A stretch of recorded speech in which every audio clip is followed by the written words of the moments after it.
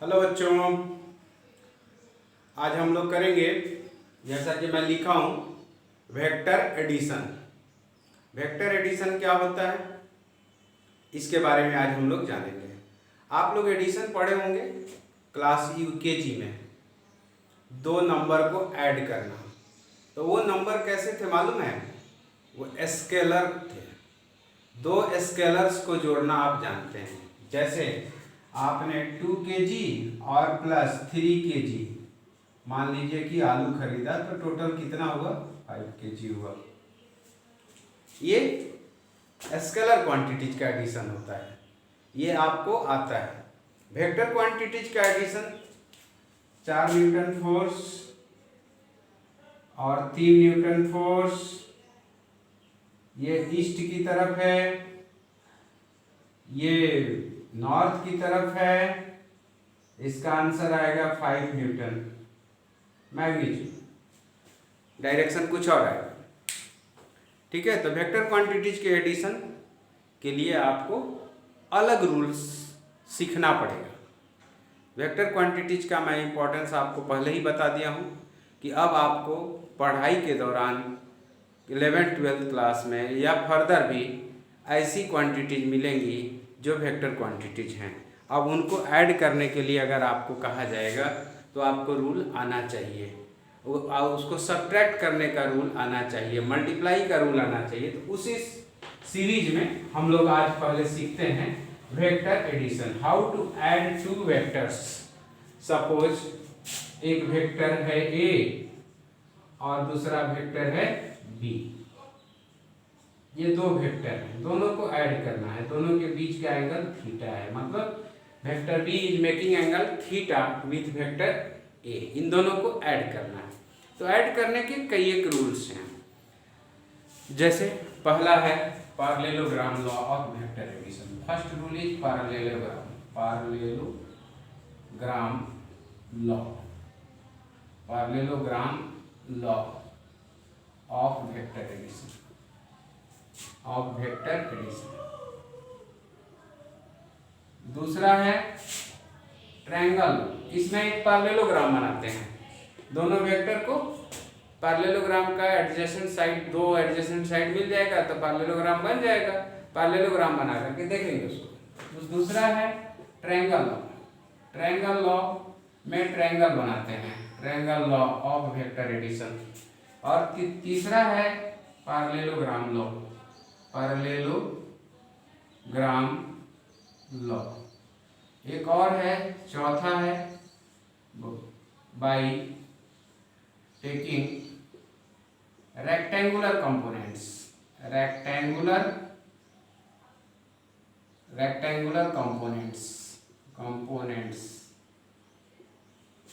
Components vector का rectangular components लेकर के। तो वन बाय वन इसको हम लोग देखते हैं कि क्या होता है parallelogram law of vector addition. Parallelogram law में क्या करते हैं कि जो दो वेक्टर आपको दिए हुए हैं, दोनों वेक्टर का टेल एक जगह रखते हैं, दोनों वेक्टर का टेल एक जगह रखते हैं। इसको मैं थोड़ा छोटा कर देता हूं। ये दो हैं वेक्टर, दोनों का टेल एक जगह रख लिया और इसको पैरेललोग्राम का दो एडजेसेंट साइड्स मान लेते हैं। पैरेललोग्राम के दो एडजेसेंट साइड्स हो गए, तो बाकी दो ड्रॉ करना है। एक को इसके पैरेलल ड्रॉ कर दो, एक को इसके पैरेलल ड्रॉ कर दो, जहां मिल जाएंगे वो पैरेललोग्राम बन जाएगा। तो ए के पैरेलल देखो ये आ गया और बी के पैरेलल ये आ गया, तो ये एक पैरेललोग्राम बन गया। मान लो इसका नाम हमने दे दिया ओ, यहाँ से ओ लिखते हैं, ओ ए बी सी, ये एक पैरेललोग्राम बन गया। ठीक है, तो दोनों वेक्टर को ऐड करके जो आंसर मिलेगा उसको रिजल्टेंट कहते हैं। दोनों वेक्टर को ऐड करने से जो आंसर मिलेगा उसको रिजल्टेंट कहेंगे। तो रिजल्टेंट वेक्टर क्या होगा? इसका डायगोनल होगा। तो पैरेललोग्राम के भी दो डायगोनल होते हैं, तो दोनों में से कौन सा डायगोनल? तो जहां कॉमन पॉइंट है वेक्टर का, कॉमन पॉइंट से जो डायगोनल पास होगा वही डायगोनल होगा रिजल्टेंट वेक्टर का, रिजल्टेंट वेक्टर होगा। अब रिजल्टेंट वेक्टर का हमको मैग्नीट्यूड भी निकालना है और डायरेक्शन भी निकालना है। तो रिजल्टेंट वेक्टर का मैग्नीट्यूड क्या होगा, OB का लेंथ होगा, बताए हैं कि the length of the arrow will be the magnitude of the vector. और इसका डायरेक्शन के लिए हम निकाल सकते हैं कि वेक्टर ए से ये कितना एंगल पर है, दैट इज अल्फा मान लो। तो वेक्टर ए से ये अल्फा एंगल पर बना रहा है, तो दोनों चीजें स्पेसिफाई हो जाएंगी, मैग्नीट्यूड और डायरेक्शन। तो पैरेललोग्राम लॉ क्या कहता है कि if a parallelogram is completed by taking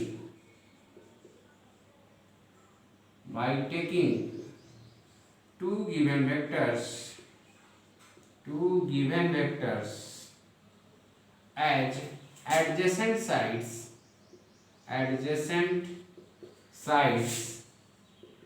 of parallelogram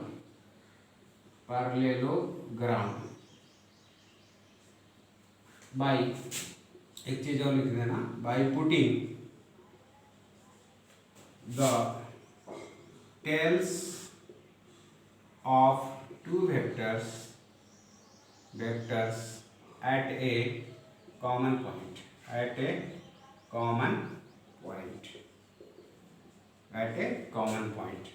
If a parallelogram is completed by taking two given vectors at the adjacent sides of the parallelogram by putting the tails of the two vectors at a common point, then the diagonal passing through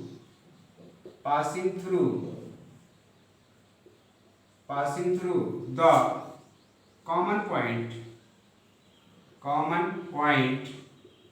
will be the resultant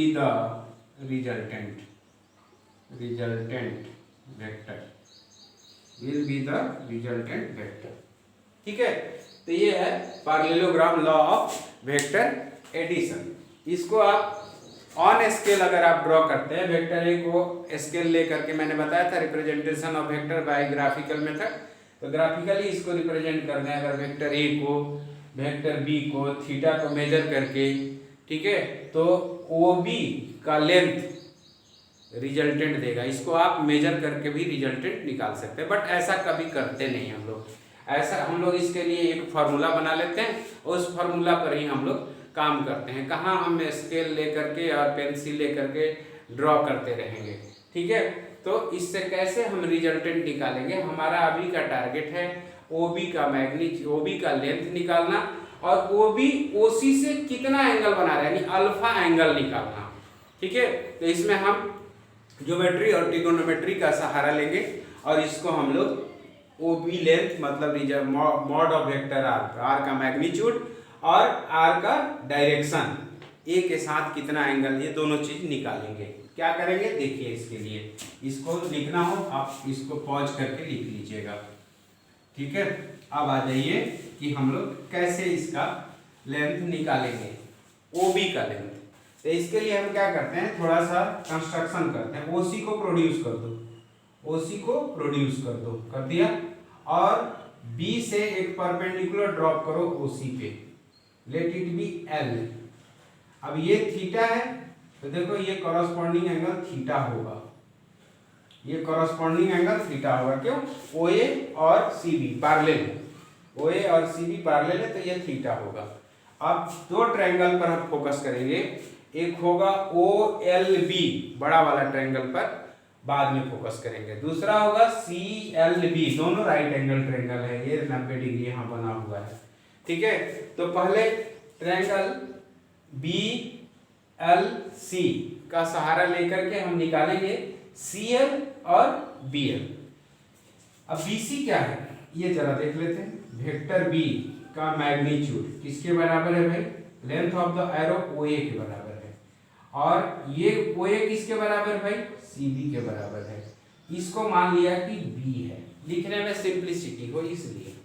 और यहीं पे मैं बता देता हूं vector A का magnitude क्या है भाई, तो लेंथ OC है, वेक्टर A का मैग्नीट्यूड OC है, इसको मान लिया कि स्मॉल a है, ठीक है। दोनों के बीच का एंगल थीटा दिख ही रहा है। तो इन ट्रायंगल कौन सा ट्रायंगल है, BLC, इसमें हम cos थीटा लिखते हैं। तो cos theta is equals to क्या होता है, base by hypotenuse.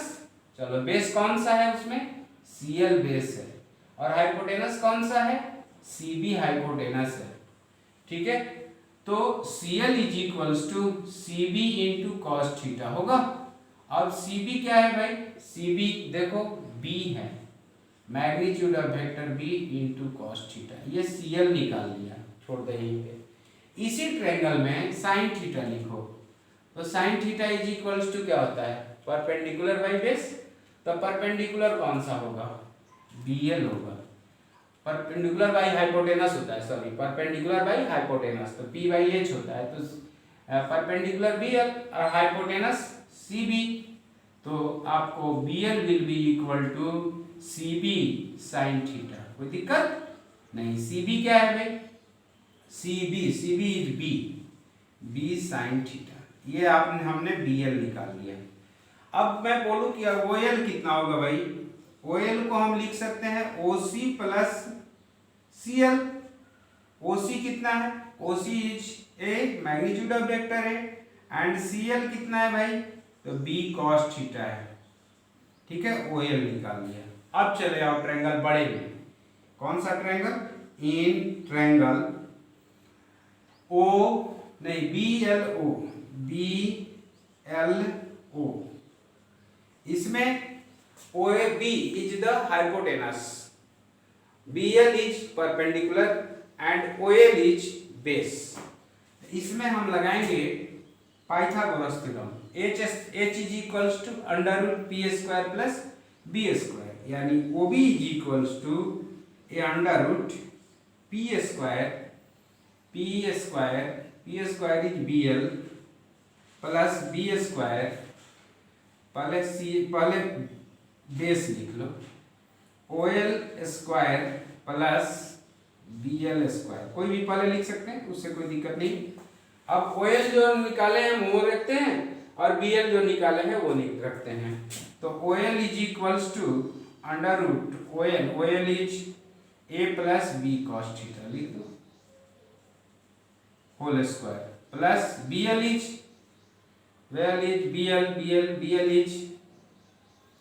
This one B sin theta, whole square होगा, रूट लगा दो।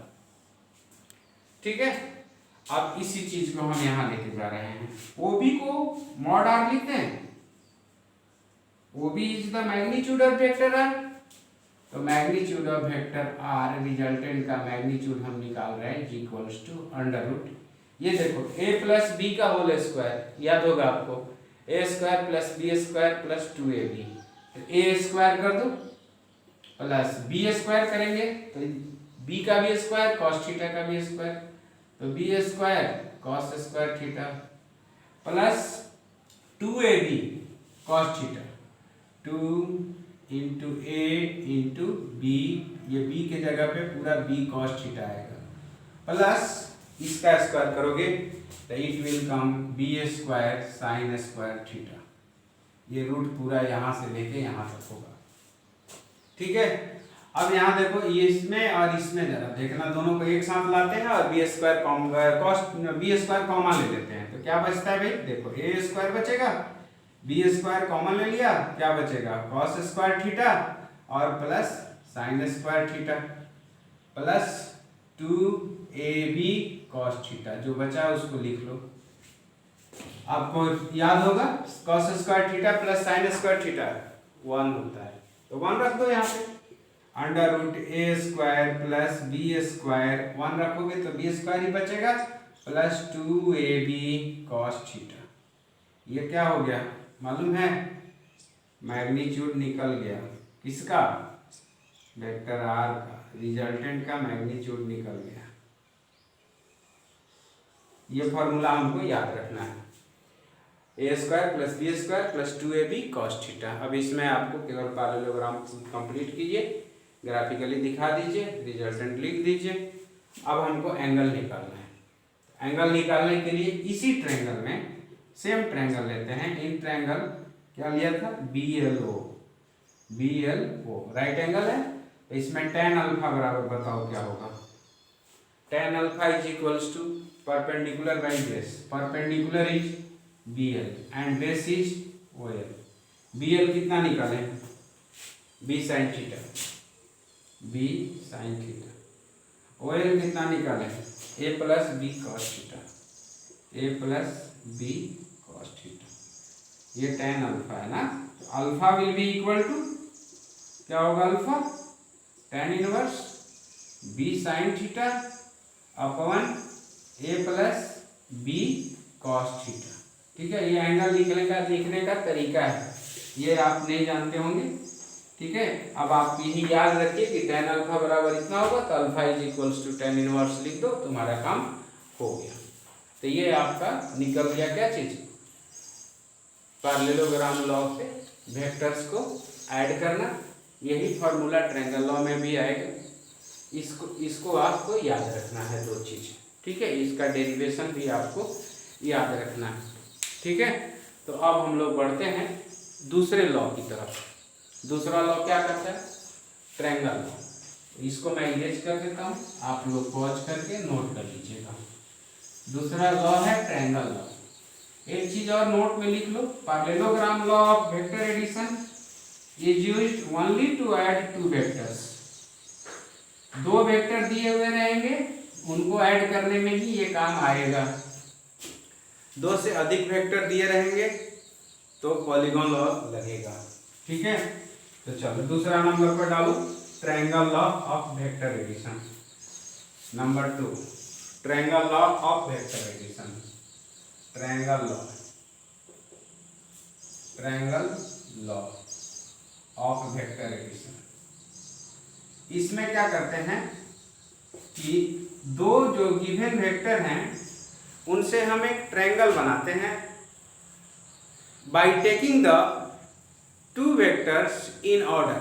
दोनों वेक्टर को ट्रायंगल का दो साइड बना लेंगे इन ऑर्डर। इन ऑर्डर का मतलब एक वेक्टर जहां खत्म होगा दूसरा वेक्टर वहां से शुरू होगा।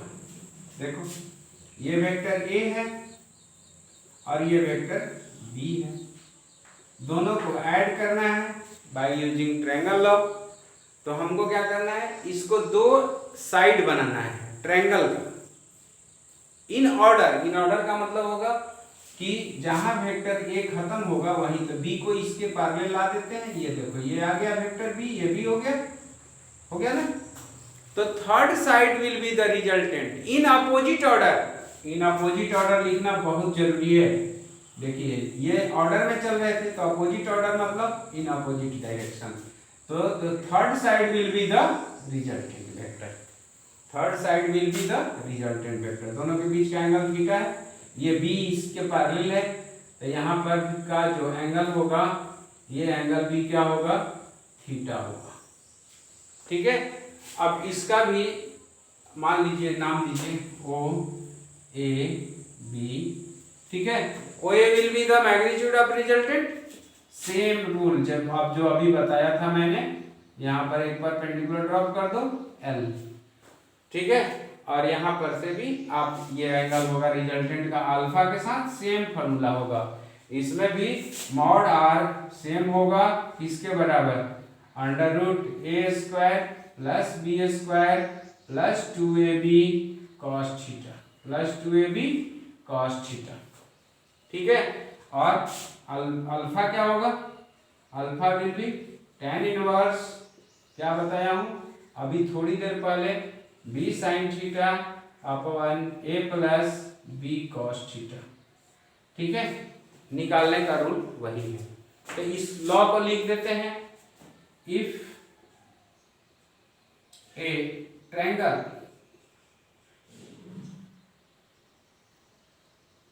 if a triangle is drawn by taking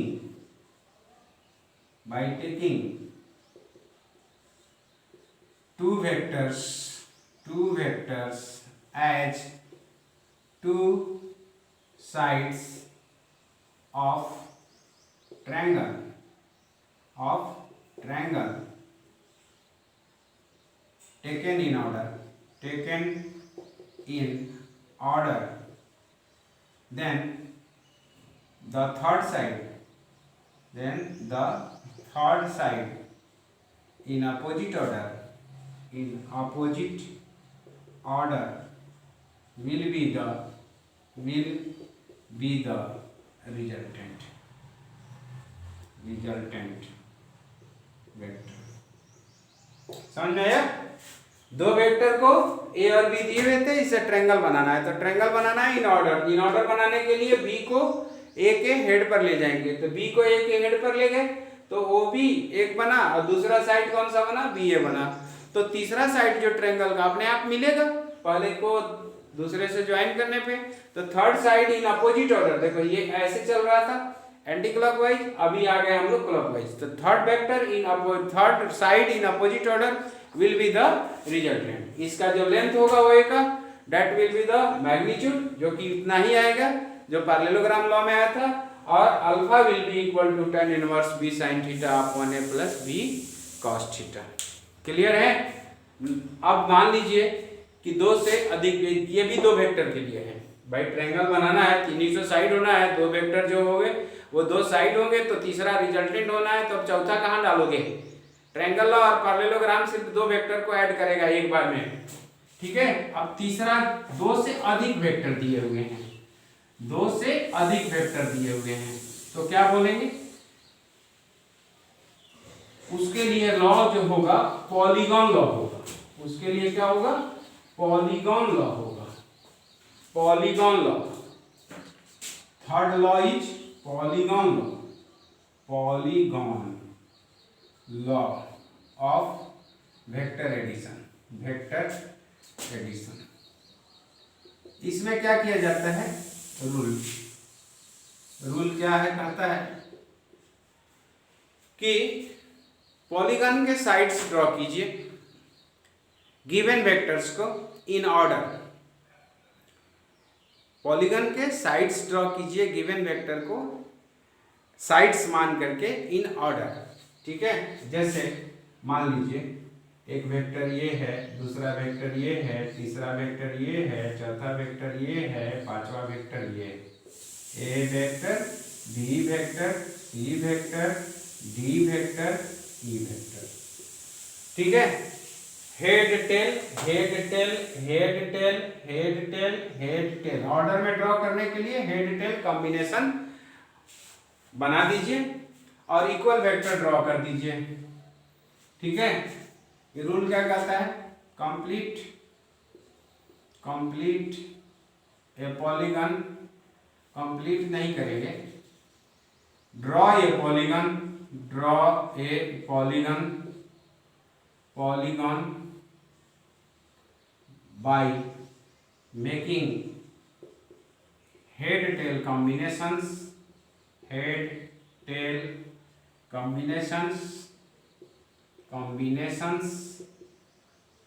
of given vectors, ठीक है। हेड टेल कॉम्बिनेशन बना करके, हेड टेल कॉम्बिनेशन बनाने के लिए क्या करेंगे? इक्वल वेक्टर्स ड्रॉ करेंगे। जैसे मान लीजिए कि ये यहाँ पर भी ऐसे था, ठीक है।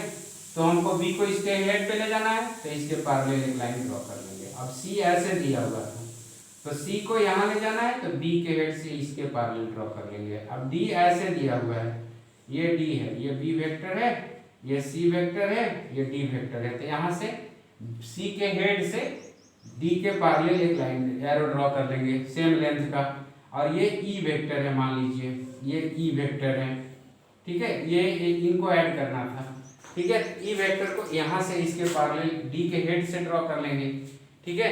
तो ये एक पॉलीगॉन के साइड्स बन गए। लेकिन ये पॉलीगॉन क्लोज नहीं हुआ है, अब इसको क्लोज करना है। तो क्लोज करने के लिए क्या करेंगे? पहले वेक्टर के टेल को आखिरी वेक्टर के हेड से ज्वाइन करेंगे। The resultant will be, which will be the resultant? The resultant will be the vector joining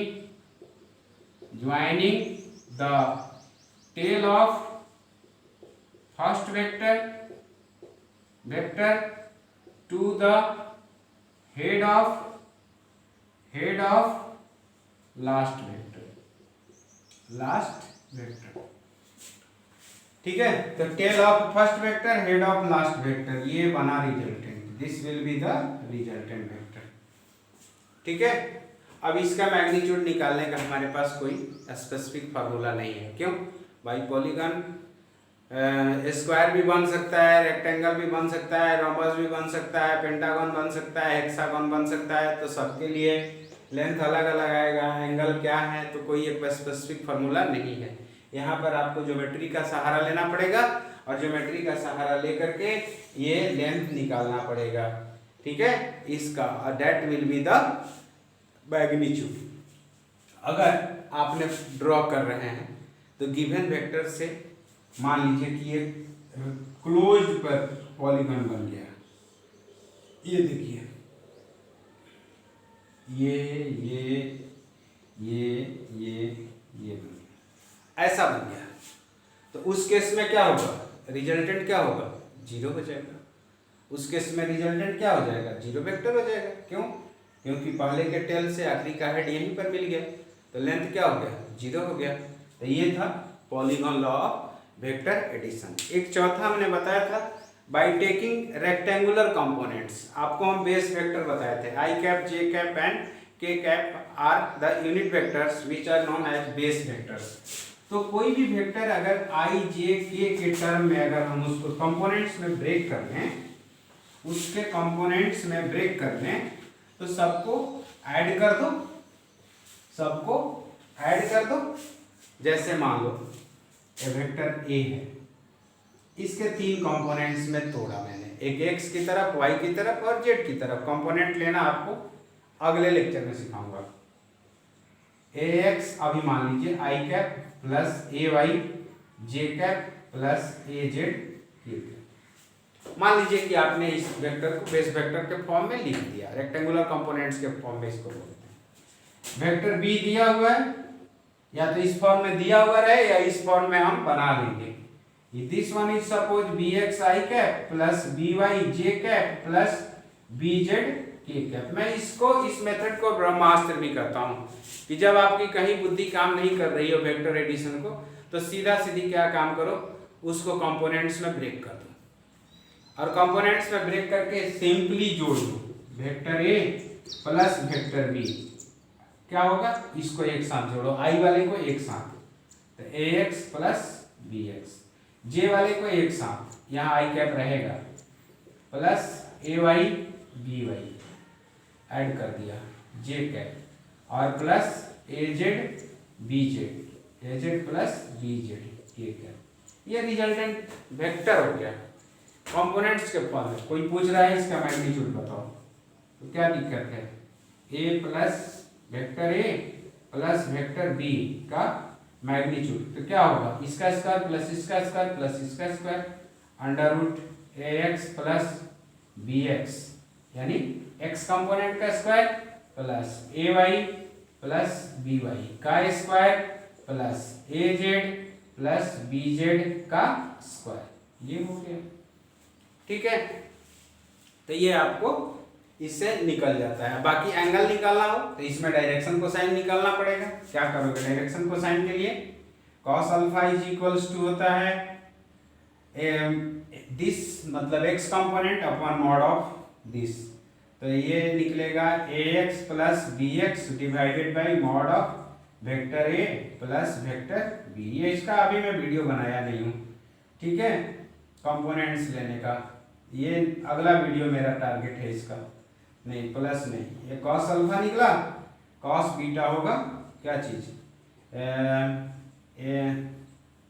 A Y plus B Y upon mod of A plus B vector, और cos gamma होगा क्या चीज, ये होगा A Z plus B Z upon mod of vector A plus vector B. इसका तीनों आपको angle निकल जाएगा, तो आप पता कर लेंगे कि एक्स एक्सिस से कितना एंगल पे है, वाई पे कितना एंगल पर है और जेड से कितना एंगल पर है, तो डायरेक्शन भी पता चल गया।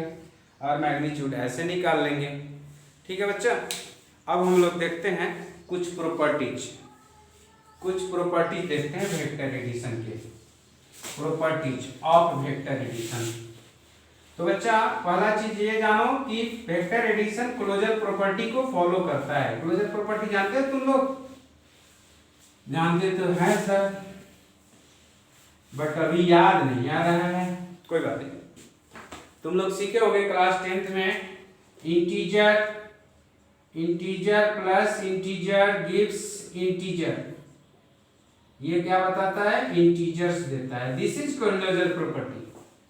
दिस इज क्लोजर प्रॉपर्टी मतलब same quantity, same type of quantity मिले तो इसको बोलते हैं क्लोजर प्रॉपर्टी। तो यहाँ पे लिखोगे प्रॉपर्टी नंबर, पहले लिख लो, हेडिंग डाल दो प्रॉपर्टीज ऑफ वेक्टर एडिशन। पहला प्रॉपर्टी क्या है भाई? तो it follow the closure property. Closure property को दिखा दो। Vector plus vector gives vector. दो वेक्टर को ऐड करेंगे तो एक वेक्टर क्वांटिटी ही मिलेगी। ये कहलाता है क्लोजर प्रॉपर्टी। ठीक है। दूसरा इट फॉलो कॉम्यूटेटिव लॉ। ये भी तुम लोग को याद नहीं होगा, कोई बात नहीं। देखो 3 + 5 = 5 + 3, यही है कॉम्यूटेटिव लॉ। यानी vector A plus vector B must be equal to vector B plus vector A. ठीक है। कैसे देख लो, यही दिखा देता हूँ। ये वेक्टर ए है और ये वेक्टर बी है। ये दोनों के बीच का एंगल थीटा है, तो ये ट्रायंगल लगा देते हैं, ये रिजल्टेंट होगा। कैसे? बी को ए के हेड पे ले गया। अब ए को बी के हेड पे ले गए होते तो क्या होता? बी प्लस ए मिल जाता। तो दोनों केस में तो यही मिल रहा है, थर्ड साइड, तो रिजल्टेंट दोनों केस में सेम आएगा। A plus B must be equal to B plus A. Third one is it follow associative law.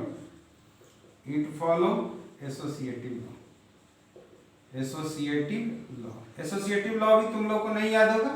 देखो क्या एसोसिएटिव लॉ है? तीन क्वांटिटी हैं। 3 + 5 + 2 = 3 + 5 + 2। पहले बाद वाले दोनों को ऐड कर लो या पहले इनको ऐड करके उसको ऐड करो, आंसर सेम आएगा। तो इसी तरह से यहाँ भी होता है। 3 वेक्टर है, vector A plus vector B plus vector C, तो this will be equal to vector A plus vector B पहले ऐड कर दो प्लस वेक्टर सी कर दो। एसोसिएटिव लॉ को फॉलो करता है, समझे? ये एसोसिएटिव लॉ को फॉलो करता है। चलो अब हम लोग क्या करते हैं? नेक्स्ट प्रॉपर्टी नंबर 4 में बतलाएंगे कि वेक्टर एडिशन करेंगे दो वेक्टर का, तो थीटा के किस वैल्यू के लिए मैग्नीट्यूड मैक्सिमम होगा और वो मैक्सिमम मैग्नीट्यूड कितना होगा। थीटा के किस वैल्यू के लिए मैग्नीट्यूड मैक्सिमम होगा और वो मैक्सिमम मैग्नीट्यूड कितना होगा।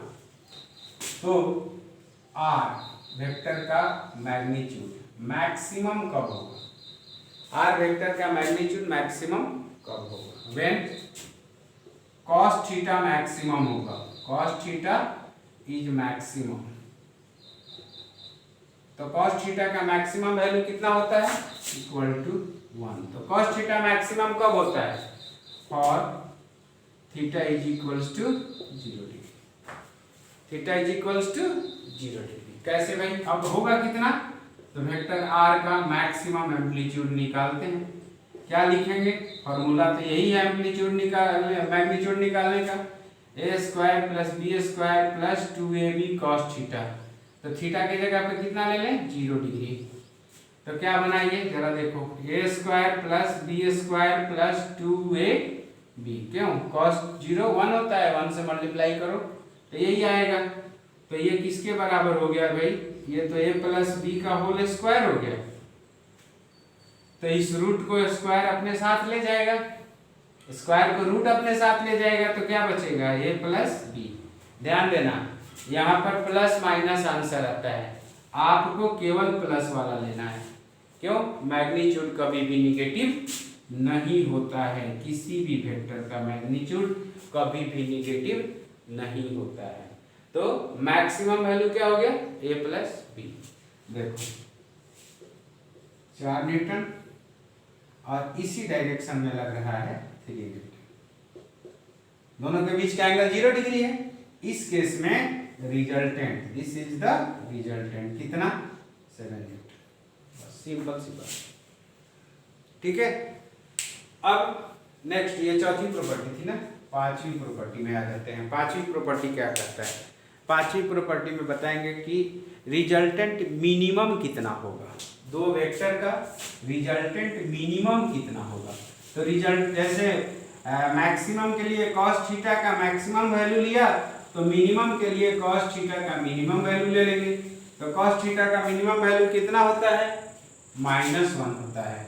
कितना डिग्री के लिए, 180 डिग्री के लिए। और मिनिमम कब होगा, when cos theta is minimum, cos theta is minimum. और cos थीटा मिनिमम कब होगा, और कितना होगा, -1 होगा। कितने एंगल के लिए होगा, theta is equals to 180 degree के लिए होगा। तो मिनिमम मैग्नीट्यूड कितना होगा, ये देखो फॉर्मूला वही मैग्नीट्यूड निकालने का, √a² plus b² plus 2ab cos, कितना लिख दें यहाँ पे, बोलो 180 डिग्री, ये लो रूट लगा दो। अब cos 180 का वैल्यू -1 को 2ab से मल्टीप्लाई करेंगे तो मुझे लग रहा है कि a² प्लस b², ये प्लस साइन माइनस हो जाएगा, देख लीजिए होगा इतना।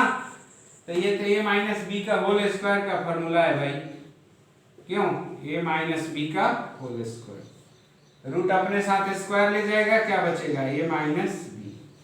यहाँ मॉड लगाना जरूरी है। ये मॉड क्या है, एक ऑपरेटर है जो इसका वैल्यू कितना देता है, पॉजिटिव देता है, हमेशा इसका वैल्यू पॉजिटिव देता है। जैसे मॉड ऑफ 3 जानते हो कितना होगा 3, और मॉड ऑफ -3 कितना होगा, ये भी होगा 3।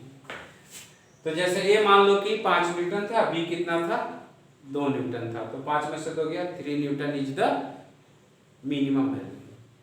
अब मान लो कि यही 5 था, ये 2 था, तो -3 आएगा, लेकिन लेंगे कितना, +3। तो ये मिनिमम है, मैग्नीट्यूड किसी भी वेक्टर का मिनिमम है ये, ठीक है। अब हम आपको बताते हैं कि ये मिनिमम निकल गया, तो दो अनइक्वल वेक्टर हैं, मान लो कि a और b दो अनइक्वल वेक्टर, मतलब मैग्नीट्यूड दोनों का अलग अलग है, तो इनका कभी भी रिजल्टेंट 0 नहीं हो सकता। लिख लो इसको, the resultant of two unequal vectors can never be zero, never be zero, ठीक है। तो गेट 0 मैग्नीट्यूड कम से कम 3 वेक्टर होना जरूरी है, और वो भी कोप्लेनर। टू गेट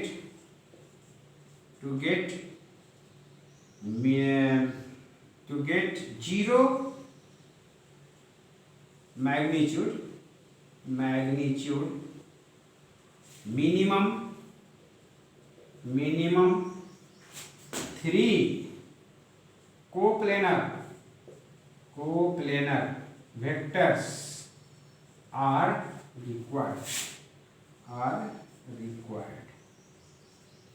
कम से कम 3 कोप्लेनर वेक्टर चाहिए, तभी मैग्नीट्यूड 0 हो सकता है। 2 अनइक्वल वेक्टर, ठीक है, कोप्लेनर अनइक्वल भी लिखे, unequal 2 coplanar 3 coplanar unequal vectors are required, ठीक है। अब हम लोग आते हैं एक चीज बताऊंगा कि दो वेक्टर हैं, दोनों का मैग्नीट्यूड इक्वल है, दोनों के बीच का एंगल थीटा है, तो रिजल्टेंट क्या होगा और रिजल्टेंट कितने एंगल पर होगा जरा देखो। ये नेक्स्ट प्रॉपर्टी, ये नंबर 5 था भाई। Next property number 6। नंबर 6 में क्या बताएं आप लोगों को, क्या बताना है कि दो वेक्टर हैं जिनका मैग्नीट्यूड इक्वल है, तो दोनों को ऐड किया तो रिजल्टेंट क्या होगा। ठीक है, दो vector, mod of vector A is equals to mod of vector B is equals to A, दोनों का मैग्नीट्यूड सेम। ठीक है, angle between vector A and vector B is theta. Angle between vector A and vector B is theta. तो what will be the resultant? Resultant का magnitude क्या होगा? Resultant का magnitude क्या होगा? फॉर्मूला लगाओ, A square plus B square plus 2ab cos theta होगा। तो b के जगह पर तो a ही लिखना है, तो क्या हो जाएगा, under root A square plus 2 into A into cos theta under root. बोलो भाई सही है, अंडर रूट ये बचा 2a स्क्वायर, ये भी हो गया 2a स्क्वायर cos थीटा। ठीक है, तो इसमें से 2a स्क्वायर कॉमन ले लो, बचा क्या 1 प्लस cos थीटा। अब देखो बच्चा 1 plus cos theta can be written as 2 cos square theta by 2। कैसे जरा देखो, एक फॉर्मूला होता है ट्रिगोनोमेट्री में, cos 2 theta is equals to cos square theta minus sin square theta. इसको लिख सकते हैं cos 2 theta is equals to cos square theta minus sin square theta को लिख दो 1 माइनस cos स्क्वायर थीटा। ठीक है, अब ये ब्रैकेट ओपन करोगे तो ये प्लस हो जाएगा, यानी cos 2 theta will be equal to 2 cos square theta minus 1। यानी इस प्लस को इधर लाते हैं माइनस 1 को, तो बनेगा 2 cos square theta is equals to 1 plus cos 2 theta बनेगा।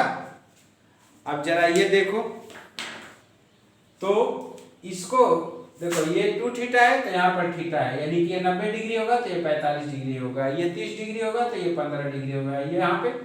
ठीक है, इसका ये हाफ है, तो हमने यहाँ पर 1 प्लस cos थीटा लिखना है, तो 1 plus cos theta will be equal to 2 तो रहेगा, cos स्क्वायर हो जाएगा, एंगल हाफ हो जाएगा, cos स्क्वायर थीटा बाई 2। तो यही मैं बोल रहा था, 1 plus cos theta can be written as 2 cos square theta by 2। आप लोग अभी पढ़े नहीं होंगे, इसलिए मैंने इसको अलग से बता दिया।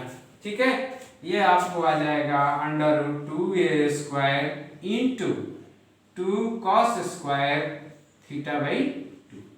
अब देखो बच्चा, दो हैं, आ जाएगा एक बाहर, a स्क्वायर है, एक आ जाएगा बाहर, cos स्क्वायर थीटा बाई 2 है तो बाहर आ जाएगा cos थीटा बाई 2। तो ये रिजल्टेंट का मैग्नीट्यूड होगा 2 इक्वल वेक्टर्स का 2a cos theta by 2।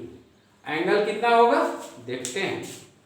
Angle, तो एंगल निकालने वाला फॉर्मूला लगाओ। क्या है एंगल निकालने का फॉर्मूला? एंगल निकालने का फॉर्मूला बताओ।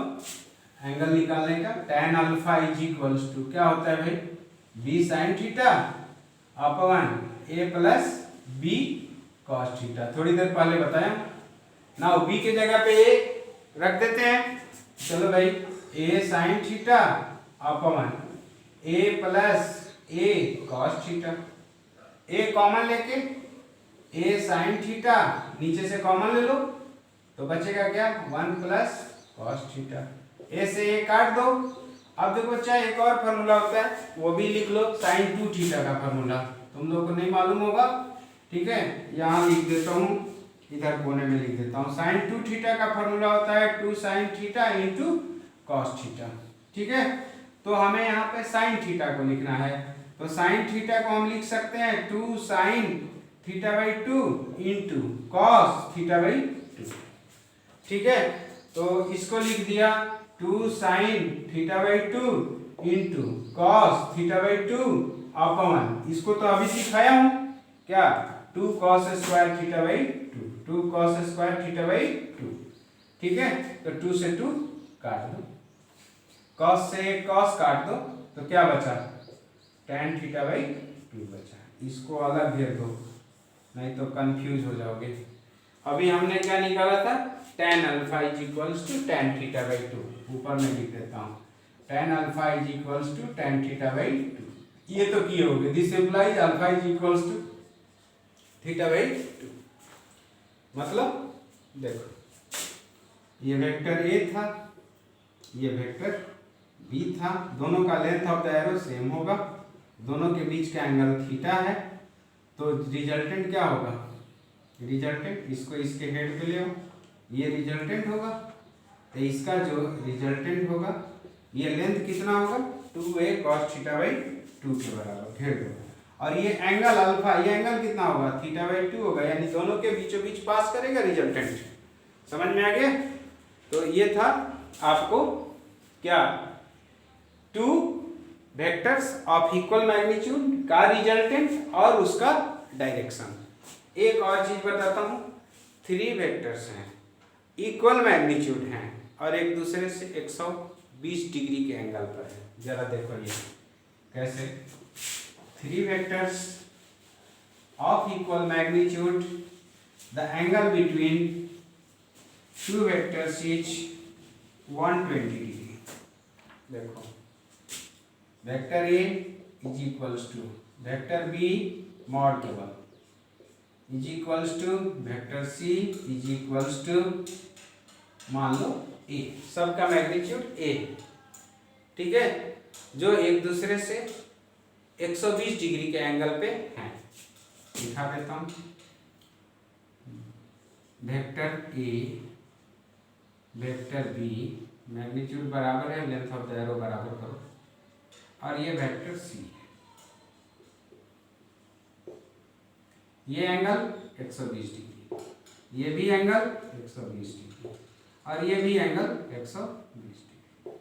ठीक है, किसी भी दो वेक्टर के बीच का एंगल कितना होगा, 120 डिग्री। ए और बी के बीच का एंगल 120 डिग्री, बी और सी के बीच का एंगल 120 डिग्री, ए और सी के बीच का एंगल 120 डिग्री। ठीक है, अब देखो बच्चे, इसको हम बनाते हैं, जरा देख लो, वेक्टर ए वेक्टर बी इससे 120 डिग्री पे, तो इसके डायरेक्शन से 120 डिग्री पे, यानी कि इधर 60 डिग्री पे, ये एंगल 60 डिग्री होगा। अब वेक्टर सी देखो, इसके डायरेक्शन से 120 डिग्री पर, यानी कि अंदर की तरफ 60 डिग्री होगा। जरा देखो, ये 60 डिग्री होगा, ये भी 60 डिग्री होगा, और ये भी 60 डिग्री होगा। देखो, ये वेक्टर ए का डायरेक्शन है और ये वेक्टर बी का डायरेक्शन है, हेड टेल बनाया, और वेक्टर सी का डायरेक्शन है, तो रिजल्टेंट क्या आया, ए का टेल और सी का हेड एक ही जगह मिल गया। तो इस केस में रिजल्टेंट कितना आता है, 0 डिग्री, 0 आता है, 0 वेक्टर आता है। समझ में आया। तो ये वेक्टर एडिशन का जनरल थ्योरी हो गया। इस पर आप लोग न्यूमेरिकल करिए, इसके थ्योरी को कंप्लीट कीजिए, तब तक 1-2 दिन के बाद हम वेक्टर एडिशन का न्यूमेरिकल का वीडियो डालेंगे। तब तक के लिए इतना ही। Thank you very much.